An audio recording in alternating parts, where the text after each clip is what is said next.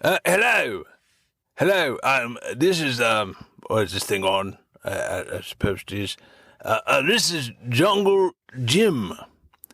Mr. David Hicks, he said, things been so serious and so intense lately that he asked me, to fill in and do a recording. Now, I don't know why. He's trying to stop all the serious stuff, Why would he ask me? It doesn't make any sense, because I'm a very serious theologian. Very serious theologian. I've got a PhD in theology from Oxford Middle School. I've got a master's in divinity from Charlie's Chocolate Factory.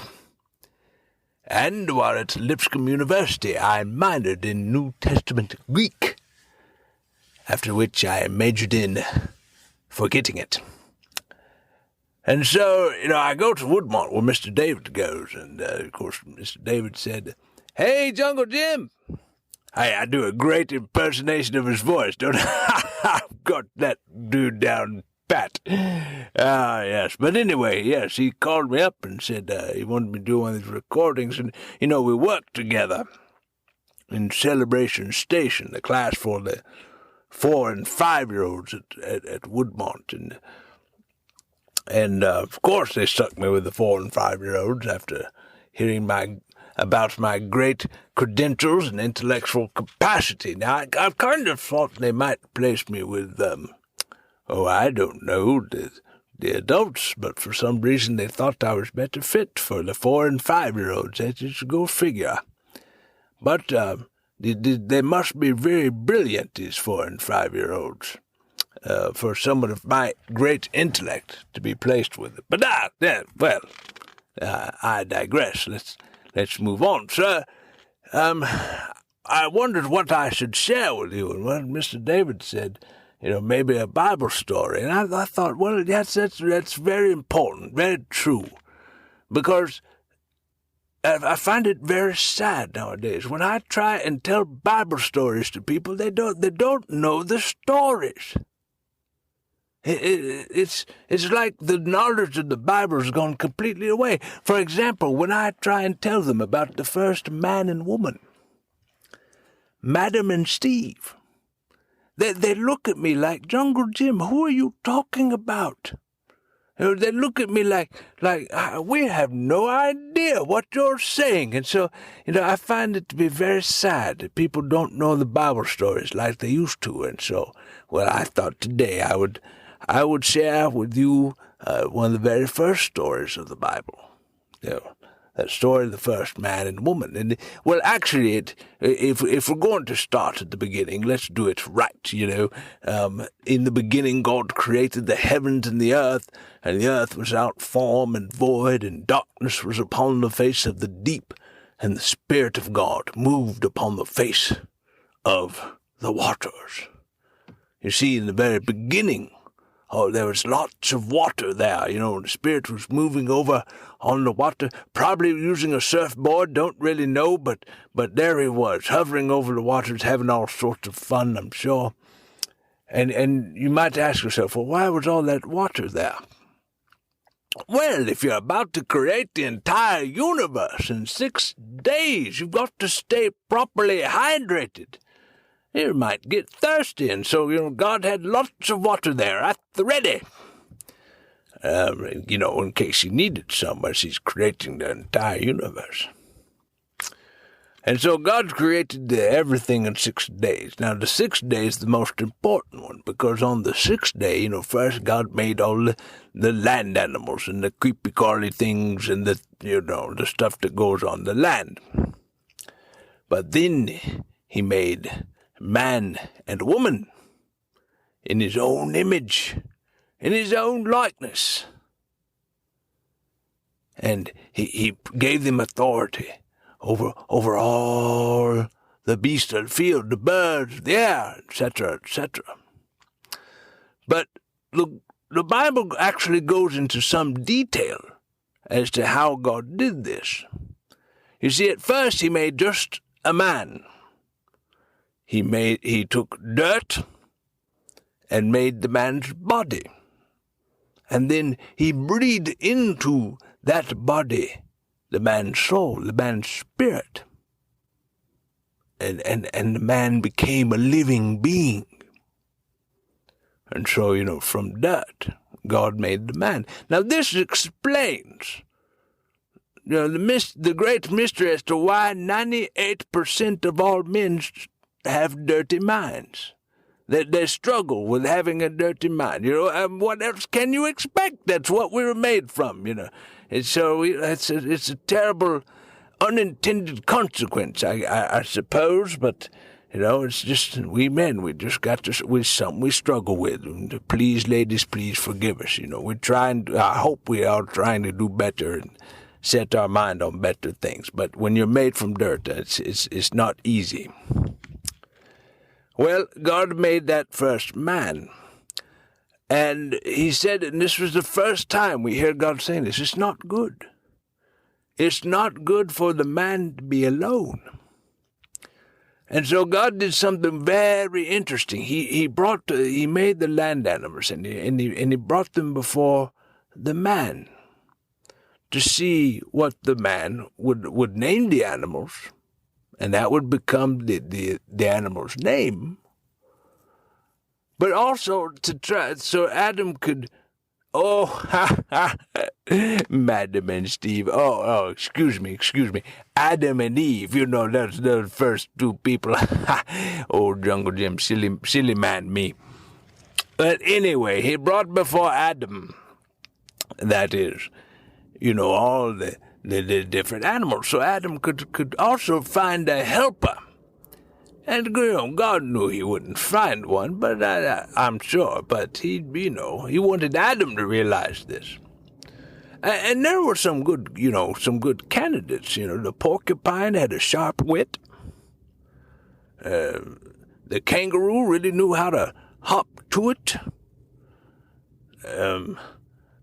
There were lots of good candidates. The elephant had a lot of trunk space. The owl was a hoot. But nobody really quite fit the role of the perfect helper that Adam needed. Now, legend has it that the very last animal that God made and marched before Adam was a dog. And it was so fun. Playing with that dog, and he'd go fetch sticks, and he'd run up to you and treat you like you were the king of the world, and he's a very smart creature. And so Adam began to think, wow, this may be the exact helper I need. And so he said, God, can you please make another one?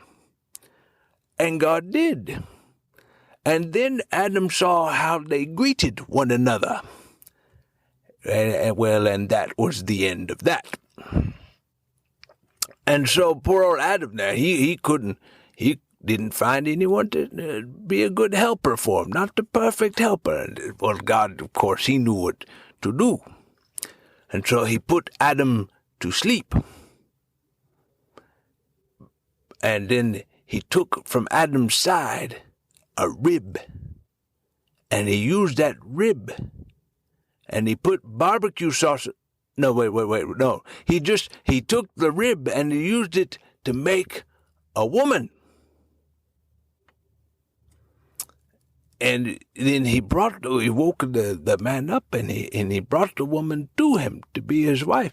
And, of course, you wonder, well, why was she called woman? That's because when God brought her to Adam, he said, woman! And there you have it. That's why she's called woman. So they became husband and wife. Now, I really like this first couple, this husband and wife, because I was reading one of the newer translations. And it said that the man and his wife were both fashionably challenged and were not ashamed. Now, see, I can identify with that, old Jungle Jim. I'm not, I don't have the greatest fashion sense in the world. You ask my wife, Himalayan Heather.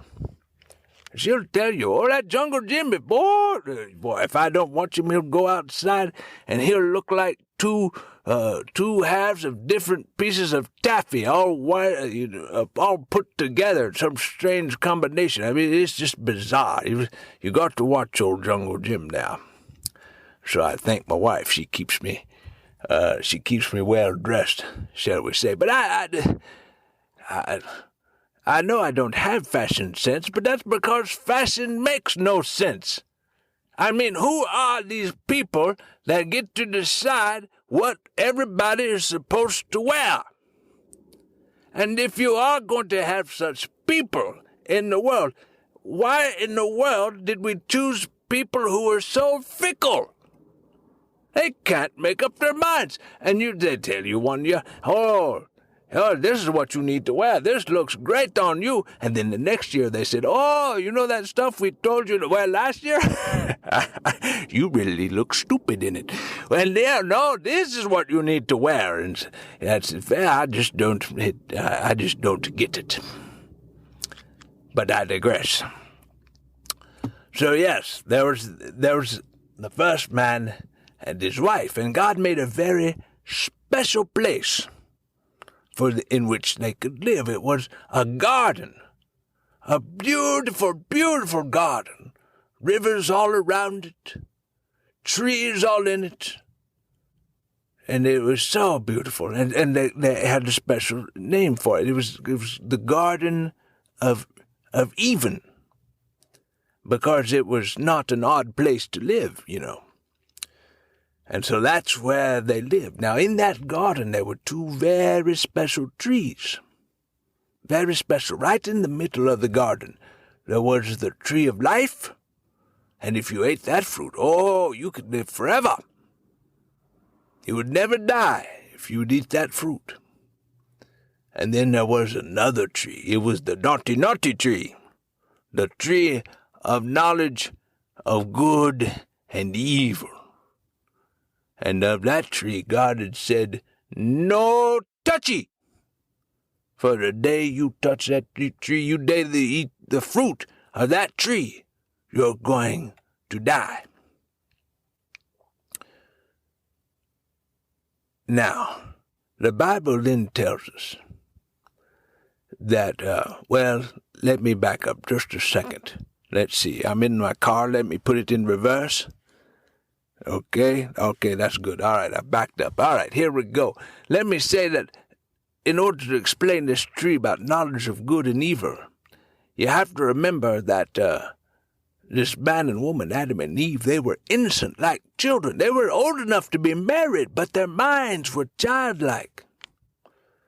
All of which makes you wonder, what were their arguments like? They walk around with God, and all of a sudden you hear Adam say, God, she won't touch me. Will you tell her to start touching me? You just have to wonder if that's what it was like when they, God walked them around the garden and stuff. So they were man and woman, but they had the mindset of a child, and that's why God said, don't eat that fruit, then you'll understand good and evil. And unfortunately, mankind, he knew, would have a propensity to choose evil over good. Well, the next thing we know, the Bible tells us about a serpent. And it said the serpent was the craftiest animal of all the animals God had made.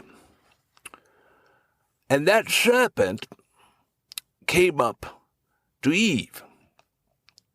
And he said, did God really tell you couldn't eat any fruit from this garden, from any tree in this garden? And now, this, I must say, is a stumbling block to many, many people.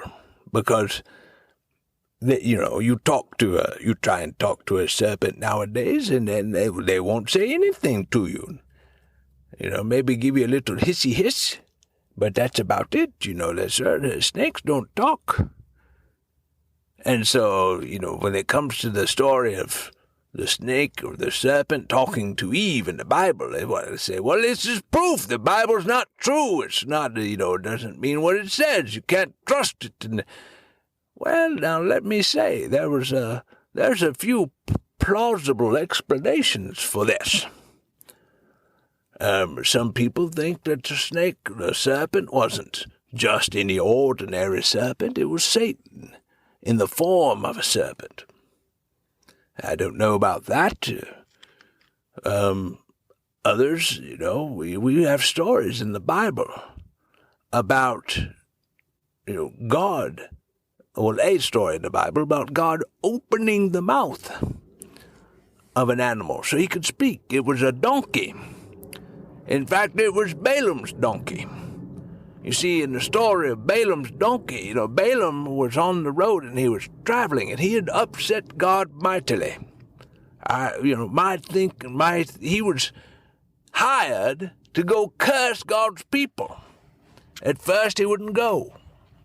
And then he asked a second time, God, should I go? And I think God was being rather sarcastic when he said, yeah, go. Or I don't know, but Balaam went, and there was something wrong with Balaam's heart. Maybe he was wanting reward for cursing God's people. I don't know. But he upset God mightily. And so 3 times on the road, God put an angel in front of Balaam, and the donkey saw it. And so instead of traveling down the road toward the angel with his sword in hand and ready to kill his master, the donkey would do something very strange or bizarre, and Balaam didn't understand. And finally he was, so infuriated with his donkey, he began to beat it. And that's when God opened the mouth of the donkey. And so there it was. Balaam all of a sudden found himself in the middle of the road talking to his own donkey.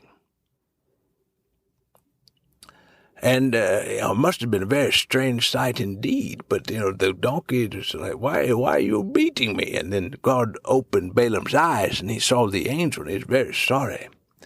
Very sorry indeed.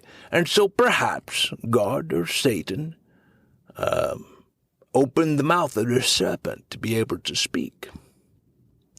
And other people say, well, the animals around us don't speak, but this was a garden. The garden was a very special place, unlike any other on earth, and perhaps the animals there, they could talk. Kind of like the animals in the Chronicles of Narnia, or C.S. Lewis wrote, animals in Narnia could talk, the animals elsewhere could not. So maybe it was like that. Well, just leave it to old Jungle Jim. Jungle Jim's figured out the whole thing with the aid of the great theologian J.K. Rowling. You see, the snake was not speaking Eve's language. Eve was speaking parcel tongue. She was speaking snake. They were going back and forth, and snake saying, and then, Eve would reply, oh, sorry, I think I just said something rather untoward in parcel tongue. Please forgive me. I'm not very good at it. I'm still working on the old Rosetta Stone parcel tongue edition. I've just started it, so I'm kind of a rookie at it. But please forgive me that.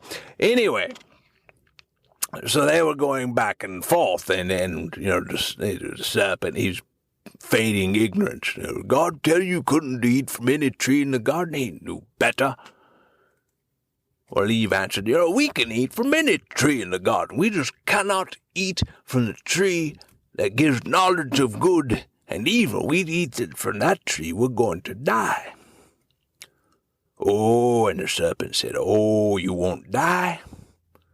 You'll be like God, you'll know good and evil, etc., etc. And then, the woman, she looked at the tree, and, the Bible says, do not love the world or anything in the world. For all that is in the world, the lust of the flesh, the lust of the eyes, and the pride of life are, let's see, well, they're bad. Yes. Old Jungle Jim's memory, just isn't what it is. But 1 John 2:15 something another. But they're bad, that's the three things that make up the world. And so, the pride of life, she wanted to be like God. The lust of the flesh, she was hungry, the lust of the eyes. Oh, that fruit looks so good. And so she took it, and she ate it. And she gave it to her husband, and he ate some also. Now, most people say, at least here in America, that the fruit was an apple. In other places of the world, they said, well, the fruit was a banana. Oh, people, let Mr. Jungle Jim straighten it out for you. You see, it was not an apple, it was not a banana, it was, in fact, a mango. Because as soon as the man ate it, God said, that man has to go. And so there you have it. It was a mango. Well, their eyes were opened. And they looked. And they realized they were out of style. And so they got together and they sewed some leaf vines. Yes, they sold themselves some leaf vines. And then they must not have done a very good job because they still hid themselves. And so God, came to the garden and he said, Adam, where are you? And Adam's like,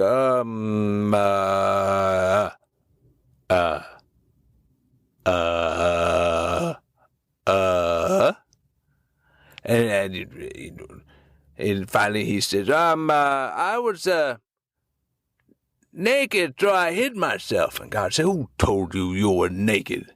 Did you eat from that tree that I told you not to eat from? And then, of course, Adam stood up tall. He stood up straight. He looked directly into the eyes of God himself. And in all bravery, he said, it was the woman's fault. Well, okay, so maybe that wasn't the bravest thing to do. But he said to the woman, what did you say? What did you do? And she said, well, the serpent tricked me. And that's when God laid down the punishment. Now, see, everybody was punished. Everybody's got their excuses. And then, if you did your part, God, well, the punishment will come upon you. At least that's what it did in this case. We're not talking about God's forgiveness, but God, made the serpent be an enemy to the woman and said, you're going to have to crawl on your belly all the days of your life, indicating that this serpent had legs until that curse came upon him, and then he was a snake and had to crawl on his belly. Now, to the woman, he said, you're going to bear children now with lots of pain, and you're going to desire your husband, he's going to rule over you. And so I have to believe that in every conversation in the Bible,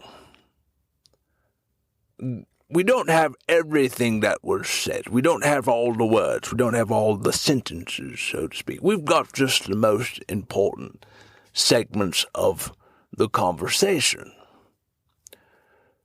Because I do believe, now this is just opinion, mind you, so I do believe there was more said there than what we read about. For example, I do believe that God said when you bear children, you're going to bear children now with lots of pain. That God also said, and your husband is going to say stupid things to you during the process. Things like things like, keep breathing. Or, come on, I know exactly what you're going through. Or, I had a hangnail just the other day. You can do this. I did that. You can do this. And so I think that's just a Jungle Jim theory. That was part of the curse placed upon the woman. And to the man, he said, you're going to have to work hard all the days of your life, from the sweat of your brow, you're going to earn your food.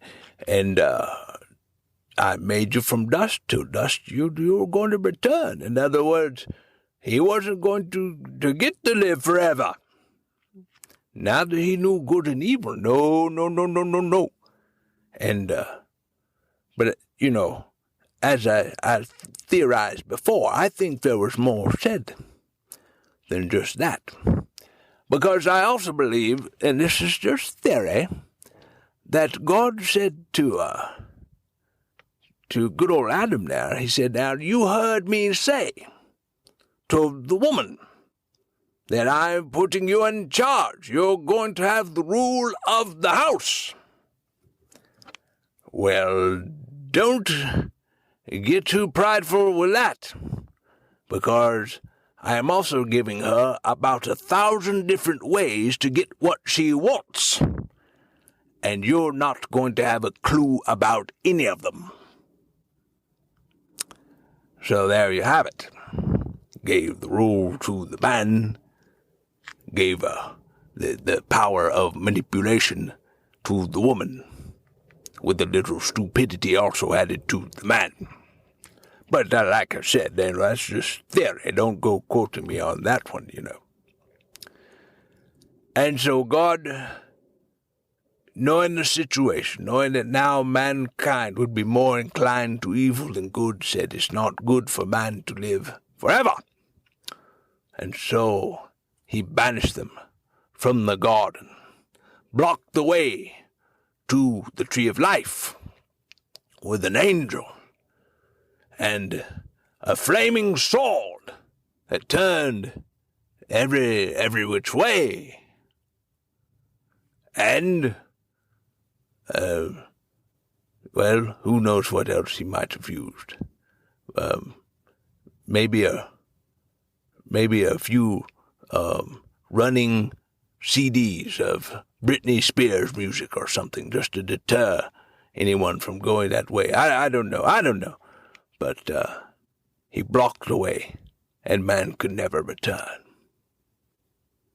Well, I hope this has helped enlighten you, and I'm sure Mr. David Hicks will get back to coming and recording his meditations, and you have a wonderful, blessed day. This is Jungle Jim at your service.